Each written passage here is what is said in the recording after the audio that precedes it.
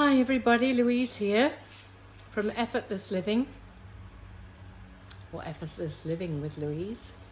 What I had on my mind to talk to you about today was, what happens to us when things go wrong in our lives. When something goes wrong, we, whatever it is, whether it's losing your job, whether it's, your relationship goes wrong, whether you lose money, whether it's health, whatever it is that happens to you that isn't quite how you would like it to be, or sometimes it's a big thing, it's life-threatening disease, or whatever it is that goes wrong in your life. Our natural reaction as an egoic identity, our natural reaction when we are not connected with the truth of who we are, which is we are all divine creative beings, and even when we are aware of that, we still have an identity or an ego, and it's very easy to fall into that. Fuck me, what have I done wrong, poor me. We go into victim mode, we feel bad, we feel depressed. It's natural to feel that. It's human. But it's really important that we don't stay in that vibration, because when you do stay in that vibration of feeling fed up and disheartened and blaming yourself, I was stupid, I was stupid to have ever believed in blah blah blah, or I was gullible, I was an idiot, I was, we tend to be hard on ourselves, don't we, and judge ourselves and call ourselves stupid things, and that doesn't help the situation. That is not what's going to create a happy outcome in a situation. And the way in which I feel, and many others feel, is the best way to deal with things like that is you have to be able to visualize the outcome that you want, and then you have to be able to actually feel as good as if that is already your current reality. Now, that's not an easy thing to do, especially when it's something really challenging. It's not easy to do, but you just have to do that. It's about doing the work. That's what working on yourself is about. It's about noticing how you respond, what your thoughts and feelings are about situations, and making a choice to actually change it. Change it. It's possible. I wouldn't have thought it was possible. I've been through multiple fucking disasters in my life, I've, had marriage breakups, I've had miscarriages, I've had health problems, I've had all of it, I've lost work, I've lost jobs, I've,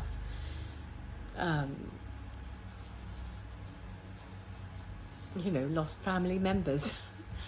And always, that the initial response we have to all of those things, and yes, there are big things where you have grief, you have to deal with grief. Grief is something we need to go through, for sure, but always being able to observe it and then choose the way you would love to be feeling in the future, seeing yourself as having overcome it and working towards that emotionally. It's the emotions. In other words, it's what your emotions are like what's happening with your emotions that dictates what certain outcomes are going to be. So, for instance, you know, I had a client who worked, one of her immediate superiors was somebody who was very condescending towards her, but wouldn't, you know, if she had things to add about how to do something, they would go no, and then they might implement it themselves and say it was their idea. She was very belittled, she was very undermined, and it was upsetting her and it was difficult. And so I talked to her about this, and I said, what you have to do is you have to visualize this person as being the exact way that you would like them to be towards you. Just focus on that. Don't focus on he's this, he's that, he undermines me, it's awful, I feel terrible about it. That's what we love doing in our ego, in our identity. We love to go, fuck, this person at work is so bloody horrible to me, and he's this and he's that and he's the other. And then we kind of, you know, have a little collude with someone else about it, and they kind of help you to feel that you're justified about the way you feel about it. And on one level you are justified, but if you want it to change, you've got to change your emotional response, because emotions and thoughts are actual they are actual physical vibrations that go out into the universe.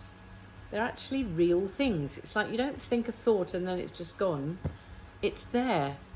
The emotional vibration you're giving out is there in your field. It's always there around you. And the universe is one of vibration and frequency. So what we broadcast, because like attracts like, what we broadcast into our world, our space, into the universe, is going to attract to us something that aligns with that vibration. Like attracts like. That's a scientific reality. Not just woo-woo, it's science, quantum science. So if you are giving out a vibration, an emotional vibration that is victim, then you're going to get lots of things happening to you in your life that are going to actually prove to you that you are indeed a victim. And then you can go, yeah, see, I was right. Shit always happens to me. We just need to begin to notice that. You don't have to kind of be able to go and change immediately. You just need to become aware of it. And notice what you're feeling and notice what you're thinking, and then go, I can actually choose to change this if I want. Because you can. I can choose to change this. I can choose to be broadcasting a different frequency. It's like twiddling the knob on your radio to something else FM from whatever it was FM. It's just like that. Tuning yourself in a slightly different way. One of the problems with that is it sounds easy, but we're actually addicted to those feelings of victimhood and not being worthy and not being good enough. We actually are. It's like a physical thing that's hardwired into our bodies, into our autonomic nervous systems, and we actually are addicted to it. We are addicted to the chemicals and hormones that are produced by those states. And that becomes the familiar feeling of me. That's the way I am. That's what people say, oh, I couldn't do that because it's just the way I am. Without realizing that it is actually possible to change the way I am. It doesn't have to stay the same. It can change. We can change it. We have the power to change it. We are divine creative beings. That's the truth of who we are. We are gods veiled in flesh. We are God veiled in flesh. Whether or not you believe that. But that's what I am, what I take as the truth. And we do have the power to change it. But it just requires you to do the work, to notice what you're thinking and feeling, and decide to change it. And the way you can do that, meditation is great, you know, taking the time to meditate, and in your meditation, visualize things that you would love and allow your body to bring up emotions that go with that vision, and you can feel it in your chest and in your gut. You can we are so amazing that we can create emotions just by thinking about something that we want. If you just think about someone that you love, for instance, you can feel that love in your body. When athletes, you know, train for events, they actually do this process where they visualize the whole thing and feel as if they're already doing it. We don't have to be physically doing something to be able to feel the emotions of it. We can imagine it, and then it feels as if our body doesn't actually know the difference between actually doing something and just imagining we're doing something and visualizing it. Doesn't know the difference. So you can choose to, and what this client of mine did, right, was she decided to visualize this person, with my help, as being open towards her, kind towards her, listening to her opinions, and she felt the feelings of that, which was, you know, joy. It was relief. It was like, oh my God, I'm being seen. I am worthy. I am, you know, a useful member of the team. You know, it was, you know, she visualized it and felt those emotions on a consistent basis until one day she went to work and he was completely different, just like that. Completely changed towards her. And I've done that with things, you know, where I've thought, oh my God, this is going to be a difficult situation.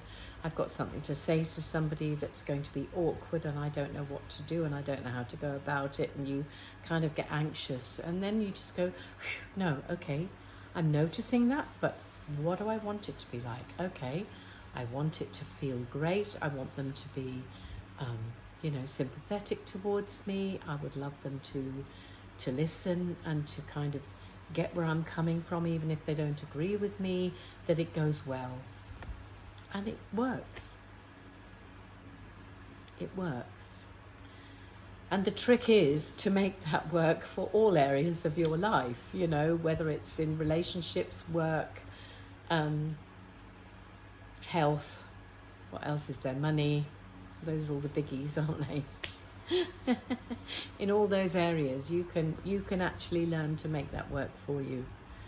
I'm personally still a work in progress. My life isn't completely as I would love it to be, but because of the work that I've already done on myself for so many years of training myself to stay in a higher vibrational, emotional frequency, right? I've trained myself to be like that. And most of the time I am. Sometimes I fall off my perch, of course I do. I'm human. And you know, dog, get out of there. She's trying to squeeze past me. She's gonna knock over my little setup here where I've got my phone. No, sit down. Sit. Good girl. Okay, so we all fall off our perch from time to time, but mastering yourself, mastery is about when you fall off your perch, noticing it and getting back up again. That's it. And the more I do that, the more frequently I do that, the less bad I feel about anything that happens to me. When bad shit happens, I'm able to reframe it pretty quickly and get back up into that more positive mindset, to get my emotions that I'm broadcasting out into my universe back into joy and elevation and freedom and love.